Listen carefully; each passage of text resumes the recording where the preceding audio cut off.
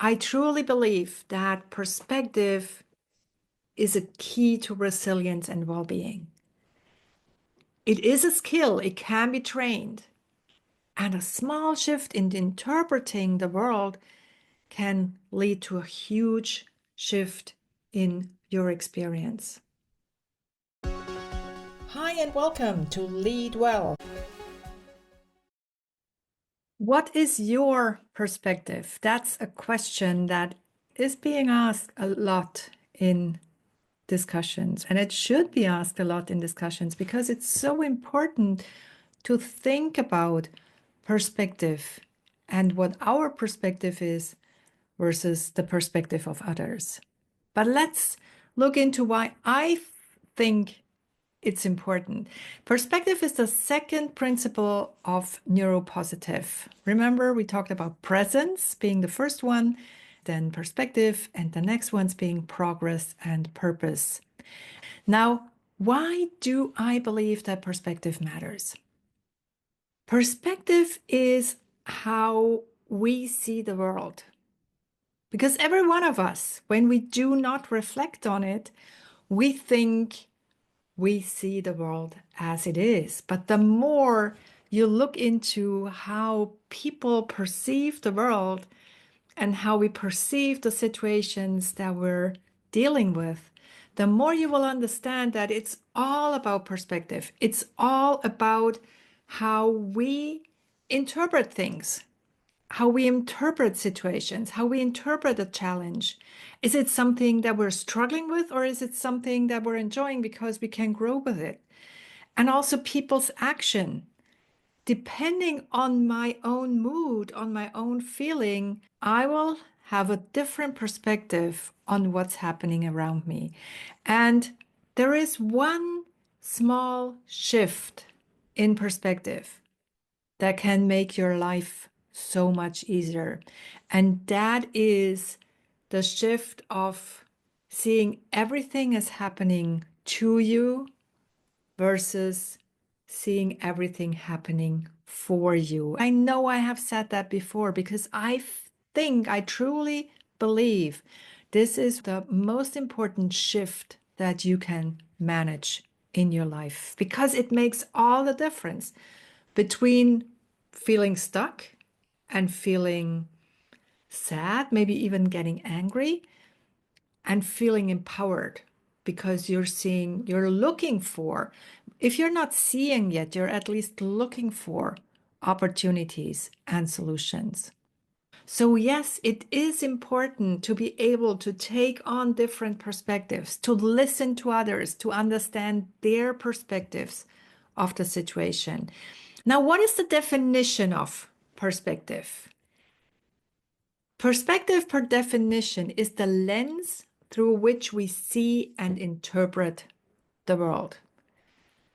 So that's our lens. We are the only ones who have this unique perspective. It's ours, no one else. We don't even know, if we think about it, we don't even know that my color red that I am seeing is the same color as you are seeing it. We don't know. We can never find out. And it's not a matter of right or wrong. It's just a matter of different perspectives. So everything that we think is reality, it's based on our experience, it's based on beliefs, it's based on our emotions, the current status, the current emotion that we are in, and also cognitive biases. And oh dear, I can tell you a story about cognitive bias because that's something that happens to all of us as well. So, cognitive bias meaning that if we think something is right, we are looking for evidence that confirms that. And I can share something that happened to me where I felt, okay, Christine, that's cognitive bias in action. I was listening to a course about myths in health and medicine. And I felt myself really enjoying it and saying, yeah, that's interesting. That is interesting. I can go with that. I can believe that. Yes, that makes a lot of sense. And then I had a little voice in my head saying that if they will talk about, in that case, it was homeopathy, I won't believe it. And that was so interesting for me to perceive it because already before I listened to the facts, I made up this opinion that I will not believe it. And that really was an eye opener for me. That was showing me how much the preconceived opinion that I have influences what I'm able to absorb. Now, perspective is not reality, as we just said. It's an interpretation of reality. It's how you interpret what's currently happening. Like if it's raining, I know a lot of people who would say, that's bad. So bad it's raining. I don't want to go outside. And there are others, like farmers, who say, finally it's raining. Now our plants will grow.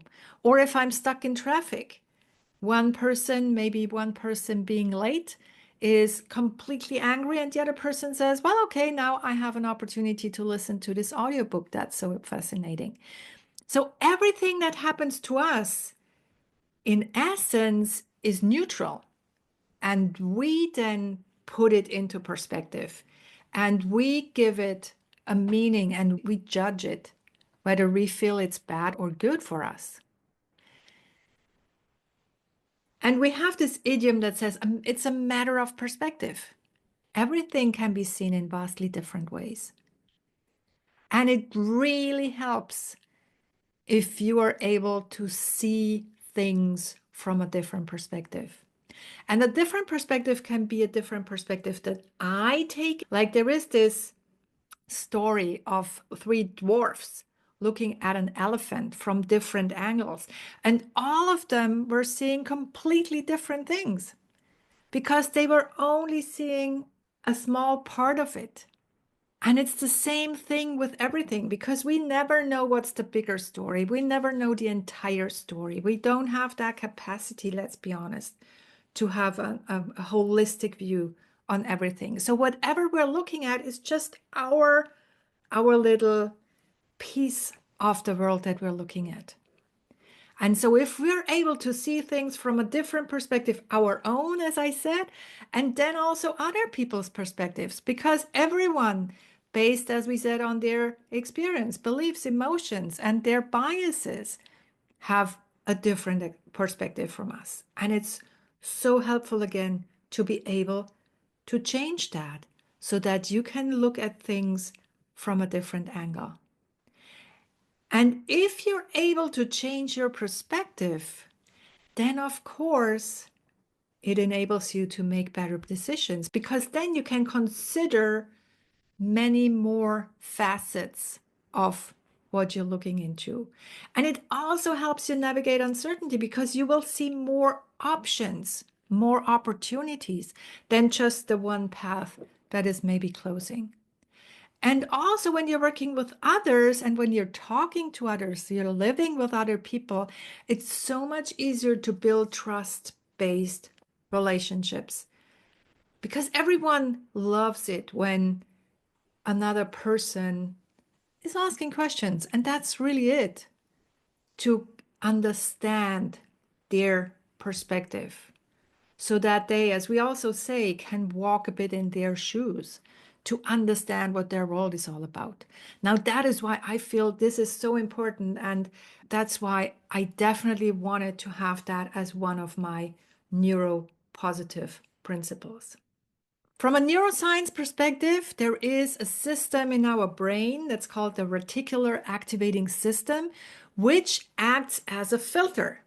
So it more or less filters out everything that our brain thinks is not important, and it puts a focus on what we think is important, what the brain thinks is important. And this has a pretty interesting impact because if you're looking for problems, if you're in a mood where you tend to see problems, you will see more problems because your brain will be looking for it and it will filter out the good thing. If you look for possibilities, on the other hand, your brain will actively search for it.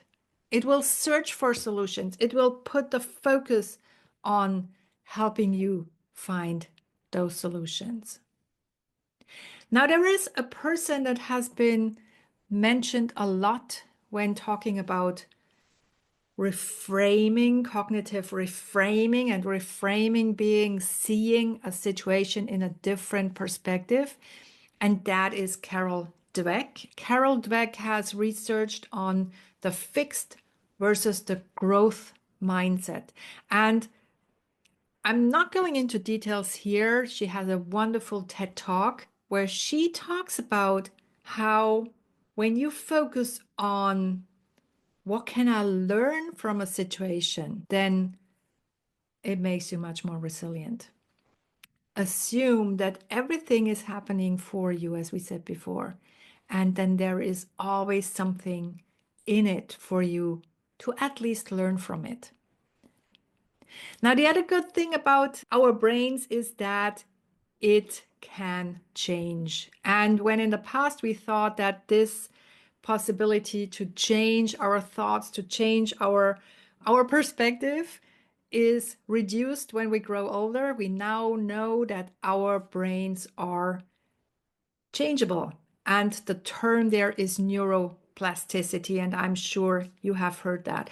So if I want to build a new habit, I can, because my brain, my neurons, my brain cells will be rewired, because new pathways will build in my brain. And the more we practice shifting experience, the easier it becomes, because our brain will be trained to do it. When you have two people that get constructive feedback, let's say criticism, telling them that they should do something different to improve their performance. One person probably sees it as a criticism and failure, and the other person sees it as an opportunity to grow and improve. So when you think about it, which perspective is more promising? And it all depends, as I said before, on our experiences, on our beliefs, and more than you would think on how we feel in that moment. And even if we are hungry or sleepy in that moment, if we're tired, we see the world differently than if we're not. If we're hungry, we're having a different perspective than if we had just had a meal.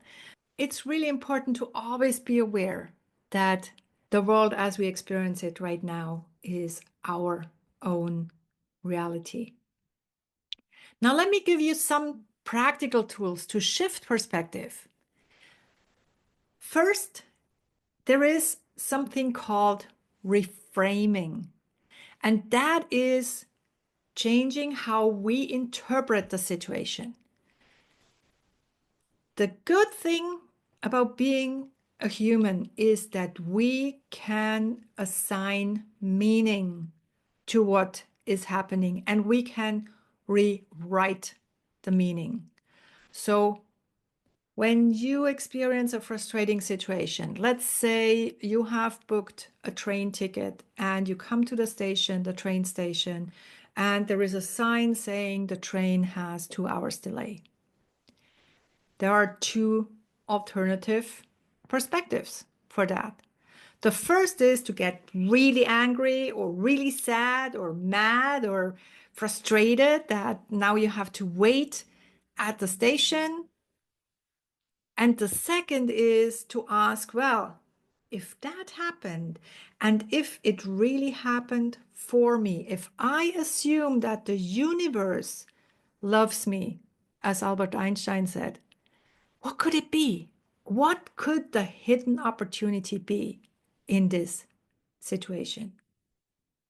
The second tool is broadening your perspective.